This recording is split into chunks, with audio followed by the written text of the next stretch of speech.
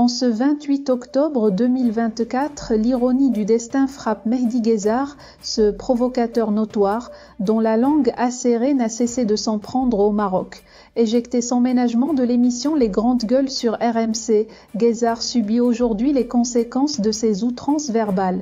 Conscient de l'effondrement de sa réputation, il tente désespérément de se racheter en présentant de pathétiques excuses publiques aux Marocains. Une manœuvre futile qui, au lieu de rétablir son image, met en lumière la chute inévitable de ceux qui osent défier la dignité d'une nation telle que le Maroc. Car en vérité, l'arrogance mène toujours à la déchéance.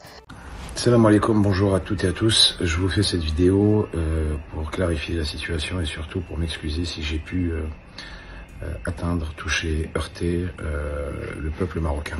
Et je précise bien que je suis sincèrement désolé si le peuple marocain a pu être blessé par mes propos qui sont, un, sortis de leur contexte et deux, peut-être très maladroitement et très maladroitement formulés de ma part et dit de ma part. Il est évident que mes propos peuvent peut-être heurter, c'est une évidence absolue, mais sachez qu'en rien, j'ai une animosité envers le peuple marocain.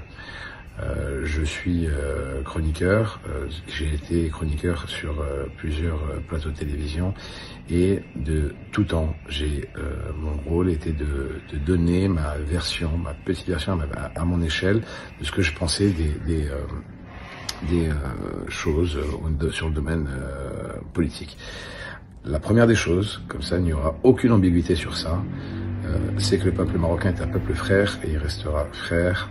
Les gens qui me connaissent le savent très bien que ça restera toute ma vie un peuple frère, que j'ai énormément d'amis, de collaborateurs marocains avec qui j'ai toujours eu une parfaite considération et relation. Donc en aucun cas, je n'ai ni animosité ni rancœur avec le peuple marocain.